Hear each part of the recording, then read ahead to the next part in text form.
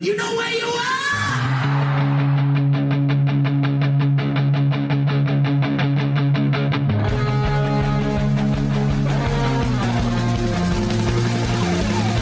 This is Appetite for Distortion.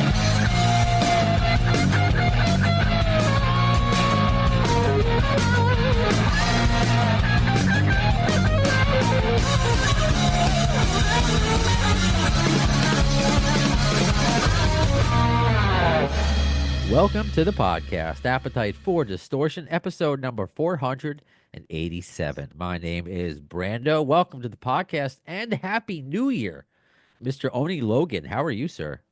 I'm doing great, Brando. Thanks for having me. Happy 2025. Here we are.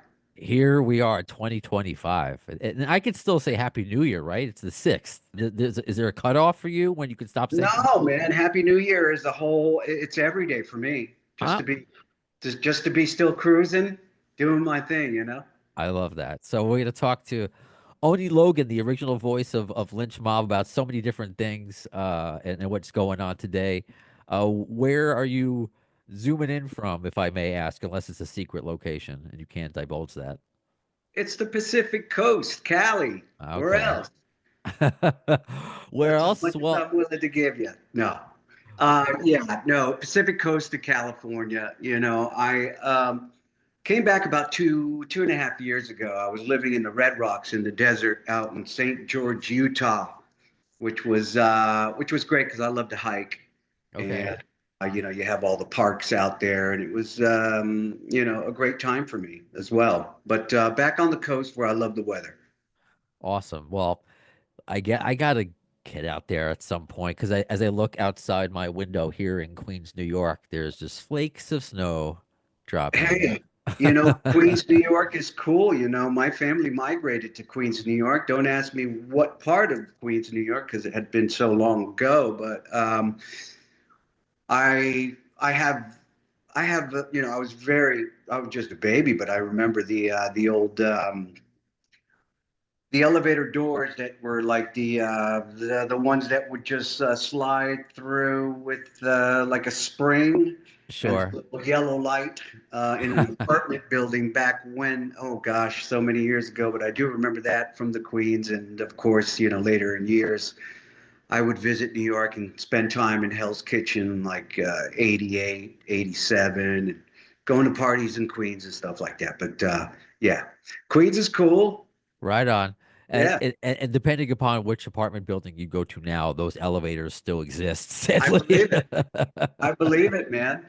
This is actually a good segue because we were talking off the air a little bit because we may be surprised by my 1.5-year-old baby brownstone who's napping in the background. But as you're talking about being a kid, and I like talking about this with guests, where did music start for you as a kid? Because, I'm not really cramming Guns N' Roses down his throat. I mean, just maybe a little bit.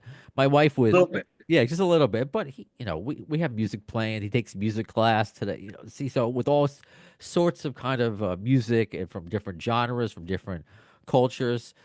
So where was it for you? Did your parents, was it because you grew up in Buenos Aires? Is that correct? No, No? no. We migrated to Queens. Okay, because Somewhere. Wikipedia is wrong, and I try. How do I not trust Wikipedia? How do I trust Wikipedia? It says you were born in Buenos Aires, Yeah, Argentina. I was born in Buenos Aires, but I was brought over to the United States when I was 11 months old to Oh, Queens. We were there for about a year and a half, and then my father found a job in Stamford, Connecticut. And I was living in Stamford, Connecticut until the age of 9. And then we went south, like a lot of the New Yorkinos did back in the days, sure. you know. And remained in Florida until I was about 24, 25. And then I moved to pursue my dream of becoming a recording artist and a performer. And Oh, okay, gotcha. but music started very early for me. Or may have mentioned it in a prior interview a couple of months ago. It started with my mom, driving in her car with AM radio on. We would hear, all the latest songs that were out, one being, Harrison, talking about Harrison, George Harrison, My Sweet Lord, Layla by Clapton, Badfinger, all these cats. So I was introduced to music at like 5 years of age, on the front of my mom's car, playing the dashboard, and I was off from there. And started I started singing at a very early age, just to sing because my mom used to sing all the time. And that would turn into taking up the drums at the age of 10. And I was quite good at playing drums there for a few years. My father was very supportive. My parents, both of them, were very supportive of my musical aspirations and my love for music. Started going to concerts. My first concert was the age of 12. Miami Baseball Stadium, Peter Frampton Comes Alive, Nice. 70,000 people there. I had a 7-year-old brother. He's 7 years older, and my mom and dad would say, "Take him with you, take him with you." So I, I got to see Aerosmith, The Rocks tour. I got to see 2112, Rush, Ted Nugent back in the day, Mahogany Rush. Oh God, Styx Grand Illusion tour. So many. Wow. And I'm so grateful that I was able to see those bands at that time period, and in that music was so special to me. The '70s music and the classic rock stuff, so good. And that's where my whole thing is from. Coming up from that. Uh, Okay, I love that, and yeah. especially supportive parents. You Oh know, yeah. It's a good. Harrison, my son, named after George, because I've said before, it's one thing to have a Guns N' Roses podcast, but if I named my kid Axel, that might be a step too far.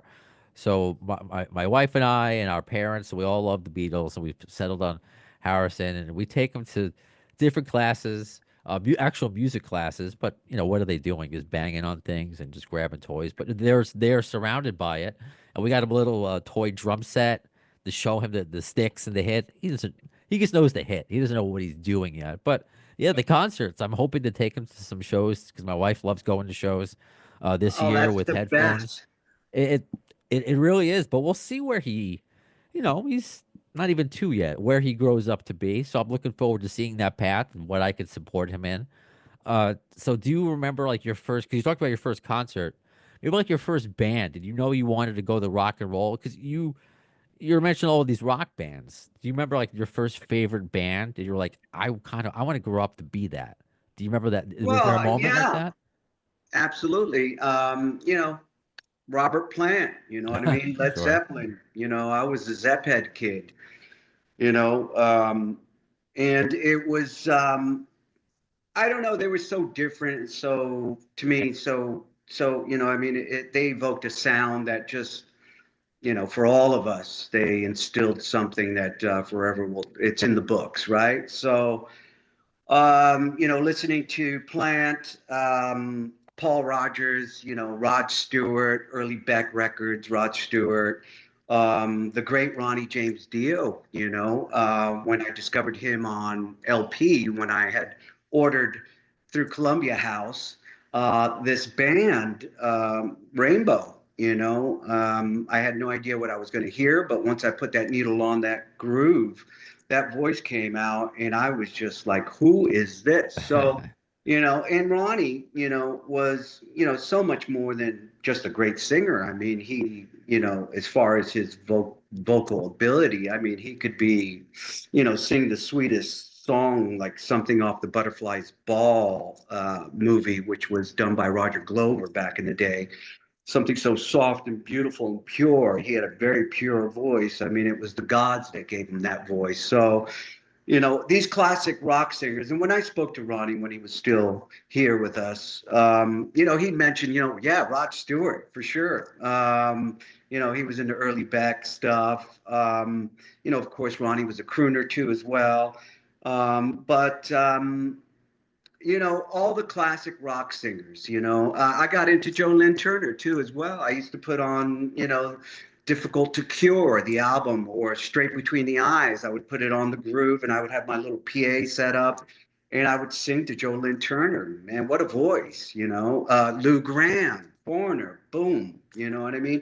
Those classic rock singers is where I came up from. Those, Steve Walsh from Kansas, you know, I can go on and on about these great singers when musicians, you know, had to really play their strings, and vocalists had to really be able to sing. So that's where I came up with you know uh, wanting to sing. Powerful, powerful voices. And I was lucky enough to have Lou Gramm on last year, finally getting inducted into the Rock and Roll Hall of Fame.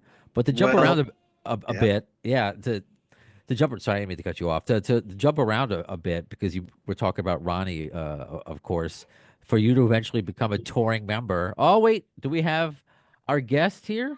Do you hear? Did you hear him, Baby Brownstone? Baby Brownstone, Harrison, Harrison. No, he's come waking on up. up. Uh, well, yeah, we can have a bottle and bring him to me. Sure. He's gonna have a nice collection. He didn't meet Lou, but he met Paul Rogers and his wife Cynthia. I had him Nice. on. It's just so funny to go back. He's gonna have a collection of himself talking to rock stars I love later it. on. But you mentioned Ronnie James Dio, and of course you're a touring member of Dio's Disciples. How did that opportunity come about for you to be a kid? I'm not quite as young as Baby Brownstone, but to first put on his records, hear that voice, then all of a sudden be a member to carry on his legacy. Is there, how did you look at it? How do you feel like this is a band? Am I paying tribute to Ronnie? I guess I don't want to fill in your thoughts, but what were your thoughts when you were first offered that opportunity? Oh, well, to me, it was just a great honor to represent. Hey there, Harrison, little baby Brownstone. He's there Yeah. wearing his part dino sweatshirt that he got for Christmas. All right. His middle name is Rex, so everything is dinosaur also. It's all Beatles and dinosaurs. I So, love it. sorry, There I'll, you I'll go. I'll On mute the that mic. bottle. What's that? Oh yeah, bottle of Jack or a bottle of milk, either one. Keep him Keep quiet. it. So no, to be offered the position to represent Ronnie, one of the singers, because there's not just one singer that could do. Wendy, of course, didn't want just one singer to step in because there's no one singer that could fill in the shoes, and she didn't want to give that idea to the fans and to the audiences who love Ronnie so much that, oh, this is the guy that's going to take over Ronnie James Dio's place. No, it had to be two singers, and both singers had to be a little bit different stylistically. So if you have, you have the Ripper, um, doing more of the aggressive side, and I would choose the songs that were a little bit more blues based. So that's how that synergy worked between Ripper and I. But to be asked, it was a great honor for me because we had gone back. I had known the man.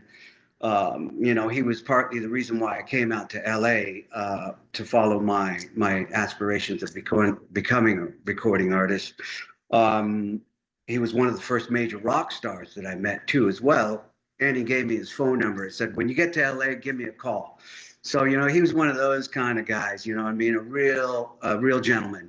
And, of course, when we lost him, it left a big, great hole for the family, because we were all friends. I'm friends with the band, the original band, and so forth. And when they came up with the idea, because they had started off with Toby and Ripper in the beginning, paying homage to Ronnie's music. And then after Toby, they asked me to come aboard. And I thought it was a great honor. And, those songs that he had written over the years with regards to Rainbow, Dio, they're so crafted, well written songs. He was a craftsman in his work. He took it very seriously, and they're just so well written. It's just like a Ferrari. All you have to do is drive it well. And so, being as a singer, all I had to do was drive it well. And it takes a lot of preparation, and it takes time to really just get your legs when you sing that type of material. So um, it's always a challenge for me, and especially, as you go into your later years, it's not easy to project like, even though Ronnie saw, but he was one of a kind. Right, right. I'm glad you mentioned that because I was thinking it, and just as I wanted to get your opinion as a singer. you're talking about Led Zeppelin and how they're your favorite. Like, as a fan and as a singer, what do you think of just as Robert Plant's still around, Jimmy Page is still around. I know, the reunion has been shot down, but do you ever think about that as far as, hey, these guys are still around. Can't we get one more kick at the can? Like I guess some people say about you and George Lynch with the Lynch Mob. I mean, do you have any sort of feelings about like, hey, let's just leave what's in the past, shine? It was this moment, and I know there's two different situations, so you may have two different answers, but I just sometimes I just look at Robert Plant's out there still doing it, and I'm like, man, what a chance! What if he could see a version of Led Zeppelin? I don't know. I just think of like the younger generations, people who didn't get a chance to see it. It wouldn't be the same. I understand that, but to see the guy who wrote the songs one last time with his axe mate, I guess think would be special. So I don't. Do you have any thoughts on that? Uh, my image of Led Zeppelin is their youth and their tenacity and the energy they exuded. It was a time and place for them. Jimmy Page, gosh, you know what I mean? You know, he was in there, they were living in the moment, the whole thing was a whole conceptual, just it was exuding from them. I mean, they, the lore, the whole thing, the mysticism, everything. So to me, I don't think that you know I'd like to see them get back together, of course, maybe write some new music. At the level of what they had in the past, I don't see it happening. Though I've seen Robert Plant do, with the sensational shapeshifters, take Zeppelin songs and, bring them down dynamically. So where he could like feel comfortable and sing, as he's singing today, which reverting back, as the singer gets older, the voice changes. You know what I mean? You have miles that you have done on your, you know, on your vocal folds. Sure. And Robert Plant is done such a spectacular job in being able to transcend from singing that projected, balls out type of youthful singing to bringing it in, taking it back a little bit and having a career, a very successful career, just singing a little bit differently. So Are those the going back to adjustments? my idea of or wanting a reunion, why not? I mean, if they can make it work where it's comfortable for them as musicians, and if they can spark some creativity, I say go for it. You know what I mean? I'd love to see that. Maybe a low key acoustic album. Something off of like Zeppelin 3. You know. Yeah, I feel the same way. It's adjusting. It's kind of like an athlete when they get older. It may not be the same, velocity, but you can still have talent and do it a different way. No one's going to be look or sound exactly how they used to sound, and that's okay. I look at this guy just from a few months ago, and he's a completely different person. Especially look at this hair, man. You have That long hair. hair is, man, that hair reminds me of sunny California surfer dude hair. He is a little bit of a surfer. You don't want this. You don't want to play with this skull. I have a plush skull that was given to me from the Dead Daisies.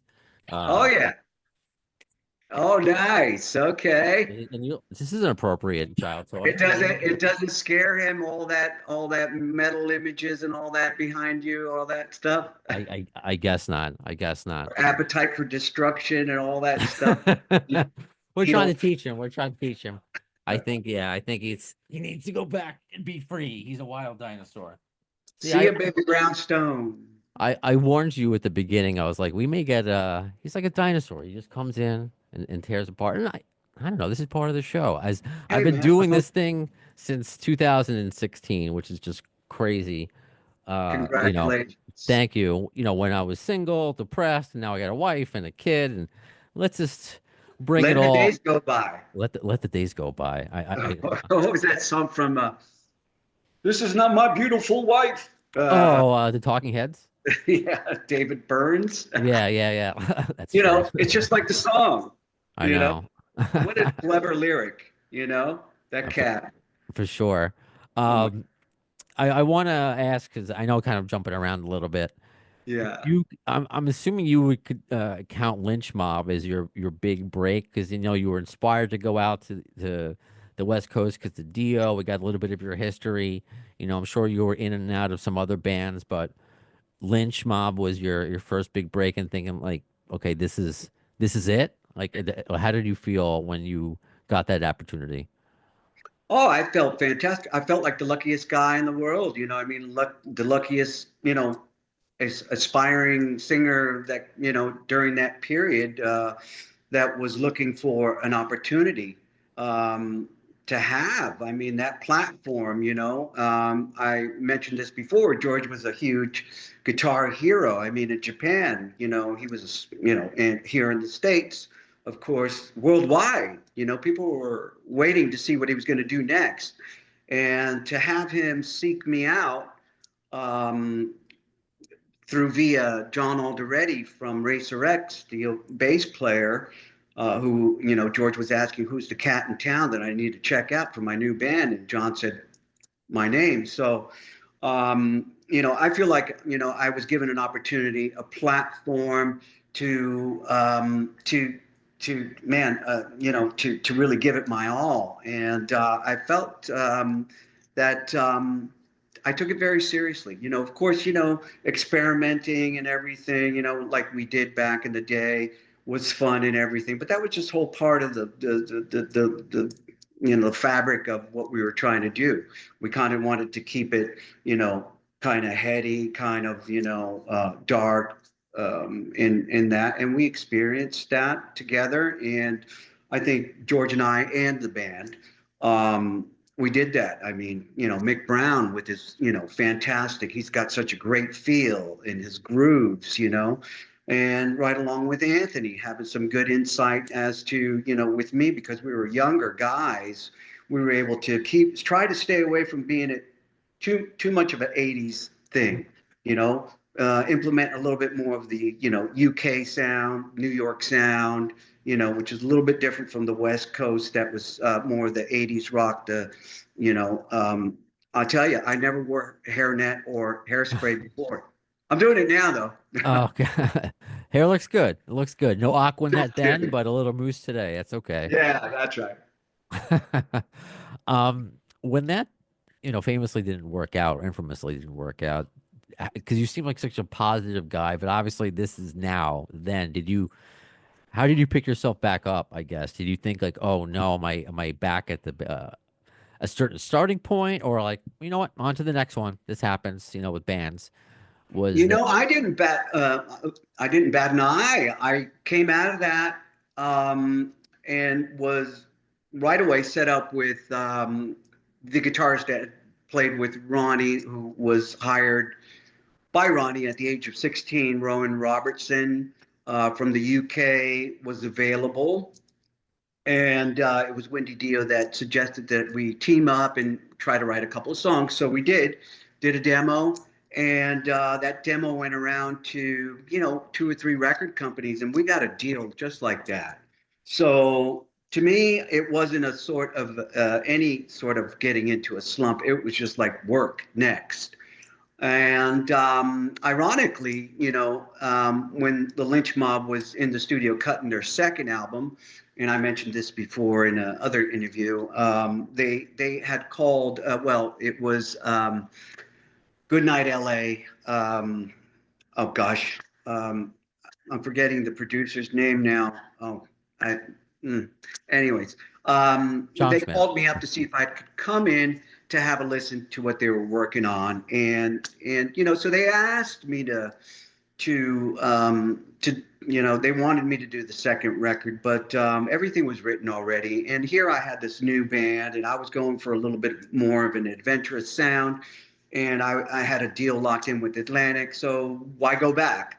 Okay. Go forward. So there was no room to, it was just, being creative at that period in time. For me, it was all about being creative and making good music is what I wanted to do. Oh, I love it. That's just a great message to get out there. Just move on, next thing, and like look at the opportunities that have come out of each situation that you've been in, and just moving forward and progressing. I love that. One of the things I want to ask you to before we get into what's going on with you now, I didn't know this. You were, I guess, heavily considered to be the lead singer for Slash's Snake Pit, the first version. So, can you tell us that story kind of when? Because that was, I think, Guns N' Roses. I don't know if they were broken up then or because Slash's Snake Pit started towards the end of GNR, but obviously Slash wanted to do his own thing. So, tell us how that opportunity happened and maybe how close were you? To being Eric Dover, I should say. Yeah, I mean, my introduction to Guns N' Roses, to the Guns N' Roses music, had came through a chance meeting with West Arkeen, who co-wrote some of their early material. Yeah. Yeah, man. Upon arriving into LA, when I was going out, discovering LA at nightlife and everything, I had a chance meeting to meet West at the Garden Sunset Hotel where there was a party being held. And very unassuming character, scraggly hair, very low key. And we were talking by the pool area. There was this courtyard at the Sunset Garden Hotel where it's just a pool. And I just, by chance, just started chatting up with him. And he just started talking, yeah, I write some music and stuff. And I just, I've co-written some Guns N' Roses songs. And I was like, oh, wow, that's great. So it just turned out to be his party. He was celebrating a publishing deal that he had just signed. And I had no idea because he seemed so unassuming and everybody else was like, loud and, doing what they're doing. And so that's how I got introduced to the Guns N' Roses music. And he was a great guy, and on tour, one day I was watching MTV and there he was with Axl at the Scrap Bar playing acoustic. And I was like, I know that guy. That's so And cool. so West, I would run into him from time to time at the Rainbow or at the Cat House or at the Cat and Fiddle on Sunset. And he was always a cool guy, It's a shame about, how he passed away and everything. And, I, those guys were swinging low, you know what I mean? I was on the up. Those guys were doing a whole different thing. There was other subculture going on that I really wasn't awakened to. Okay. Those guys were the real deal. I mean, of course, they are the real deal, with coming out, Guns N' Roses, they threw everything on the table. What you see is what you hear is what you get. So, but going back to West, that was my introduction. So we fast forward some years, coming off the heels of Violet's demise, just doing some rough mixes with Dave Jordan. My management got a call from the great Jimmy Bain, the late great Jimmy Bain, who played with Ronnie and Rainbow for many years. So, he was friends with Slash, of course, and, the part of the fabric of the Rainbow and everything. So Jimmy had called my management. He said, we need a package like ASAP for Slash's people for consideration for his new band called Slash's Snakepit. So I thought about it for a second. Here I still have a deal, of course, and I'm just finishing up mixes and rough mixes. And I thought about it and I was like, well, this could be cool, too, if I could do this too. So I rushed and got a few rough mixes together, board tapes from the studio, and off went Jimmy the next night to deliver the package to Slash.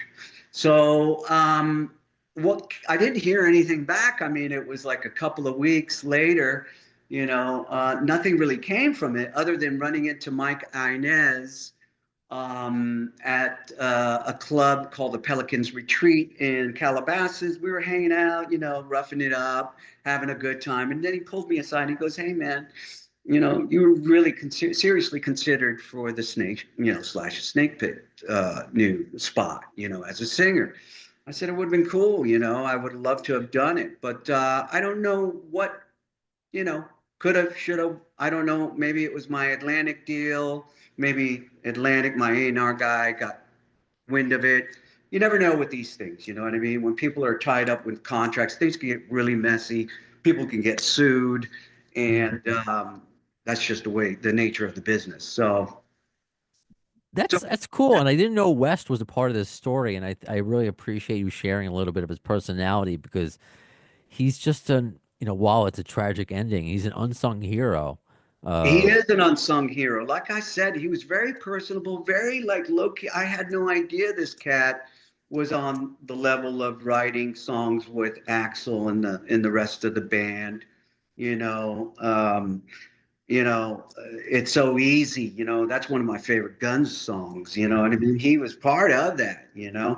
And running into meeting him that night, and then running into him later on at different clubs. He was always very cool and just laid back, and we'd have a couple of drinks. And he was definitely having a good time. That's for sure. You know what I mean? He did well for himself on that publishing deal, but it's a sad end to a very talented guy who put his heart and soul into giving the best that he could, giving the best that he got. Yeah, and for what it's worth, if it means anything, that's why I like keeping these guys' memories alive. Some of these people that we've lost through, the podcast or social media, people that should be remembered. Just trying to do Absolutely, my little small part. Uh, absolutely. and before we switch up from the GNR portion of it, you've seen Slash since then, or have you interacted with him? After that whole delivering of the package. Some years go by. Later, I would, run into him periodically. Like, he'd be in Phoenix chilling out, with a mutual friend at their house. And, I would be invited over for, a little private party, and we'd have some drinks and some laughs, and always low key, very, very cool. The ironic thing is that we never really talked about music. All we did was just like shoot the shit, and just talk about everything else and play pool, and that was about it. I think running into him at the farmers market with his baby London and I my love that. baby Delilah. They're both in there. Hey, London, Delilah. Who ironically we ran into London at the Magic Castle on his birthday, like last year. And Okay. yeah, I mean, when Slash introduced me to his kid, he was just a baby, and then to see him like 7 feet tall, and hearing, that he plays drums and he's out on tour and all this Yeah. good stuff, it's a trip, to see our kids go from Mhm. little, Harrison's Right. stature to, and just give it, whatever, 12 more years, they'll be, taller than you.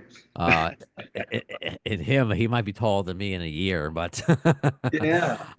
that's cool. I appreciate you sharing that story. You never know in the future because Slash is always doing stuff with with He's a working machine, man, which is great to see that he's been able to have so much success and doing what he loves doing, doing a blues album recently, which is yeah. great. I love that he pays homage to the blues because he's a classic rock guy all the way. His infinity for the blues and classic rock is, on a high standard. So I appreciate musicians like that, and I'm happy to see him doing so good out there and keeping his legacy alive and giving the music audiences, rock classic lovers, his music, What about you, Mr. Logan? I mean, you're still out there doing it, right? Is it the most current thing, the Cosmic Trust Sessions, your EP? Yeah, the Cosmic Trust sessions came off just by chance. I I was just leaving I was just going through a divorce, and I moved away from St. George, where I had been living with my significant other at that time, and I was just a little confused in that I guess I wanted to blow off some steam, And so the Cosmic Trust sessions happened just at a pure chance of meeting the Zolo brothers from San Diego. Jimmy Zolo, a guitarist, his brother Drew. They just came in, called me or got in contact with me and said, listen, we're going into the studio, we'd like to have you come down. And I had met them at this Maui Sugar Mill Club. And I was attracted to Jimmy's guitar playing. I thought he was real street like. And like I said, I wanted to blow off some steam, and I thought, oh, well, let's go into the studio and just rock. So that came on to my lap. Jimmy goes, listen, we got a studio. You can do whatever you want. So we went in there. We did it really quickly, and that became an EP. And that sound has got an edgy sound to it. Jimmy's a street guy, on his guitar playing. And we did it real quick. We had Matt, who played with the Slatches, Snakepit, Matt Log. Well, yeah. Is he with AC/DC now? That's right, man. Yeah. He's doing it up. And so we had Matt Log on drums. And so we did it really quick. I think we did it within 2 weeks. And I just wanted to blow off some steam. I think I got that done. It's only available for purchase through my website. It's not available for download. I've chosen that route for a reason. And so it is what it is. It's an EP. Currently, I'm working on writing some new material. I don't want to name the guitarist at the moment because we're kind of just on testing the grounds right now. And, so I'm quite excited about that. Also, I'm very interested in doing another recording with George Lynch, my old partner from the Lynch Mob. I'd love to do a recording under the moniker of Lynch Logan because we were the Lynch Mob. Yeah. No, I like that's a kind of a cool name. 95% of the writing was us. So, and we have a history of, of putting out Smoke and Mirrors that came out with Marco Mendoza, Scott Coogan as musicians. We did the Rebel album. We had Brian Tichy on drums. We had Jeff Pilson on bass. We did the Sound Mountain Sessions, Robbie Crane on bass. Scott Coogan again. And then we did the Brotherhood with Jimmy DeAnda, the great Jimmy DeAnda from the Bullet Boys, and Sean McNabb on bass. So we've got history, George and I. I would like to veer away from the Lynch Mob name, only because I'd just like to see what Lynch and Logan can do together. And create that sound. It'll sound like the Lynch Mob. It'll just be under our names. That's all. And I'd like to use one of his phrases. Before we turn to dust. Lynch Logan. Before we turn to dust. Sound good? It sounds good to me. And honestly, Lynch Logan is kind of a cool name. Yeah, it's not bad. Because it sounds like a name as opposed to just two last names. Too. It sounds like kind of like a Asking Alexandria kind of thing. Me being lynched by well, that'll help you get some attention nowadays, right? No, we don't need to be exuding that kind of imagery, especially with the youth these days, you know what I mean? Mental health and all that stuff. No negativity, just playing straight up pure rock. With a little bit of mysticism to it and good vibrations, Right on. So you can get the Cosmic Trust sessions on Logan, Oni Logan, because my brother's name is Logan. So that I was like, am I going to call you Logan by accident one time? And it happened towards the end. So I'm glad I got it out. OniLoganOfficial.com. And you're on Facebook, you're on Instagram. So I look forward to what's to come, whether it's with or without Lynch. I'm glad that you are, you're out there still doing it. And this was really a pleasure to get to talk with you today and to kick off 2025 for my podcast. So thank you. Thanks, Brando, for inviting me for your kickoff 2025 show. I look forward to talking to you again. We could talk for miles. Yeah, no, I hope we get to do this again. So when you tour, whether it's another EP or you just have something to get off your chest, just let me know, and we'll have fun, and maybe Brownstone will be in a better mood and participate a little bit more next time. Oh, Sounds good, man. so yeah, it does. So until next time, when will you see the next episode? In the words of Axl Rose concerning Chinese democracy, I don't know if soon is the word, but you'll see it. Thanks to the lame ass security, I'm going home.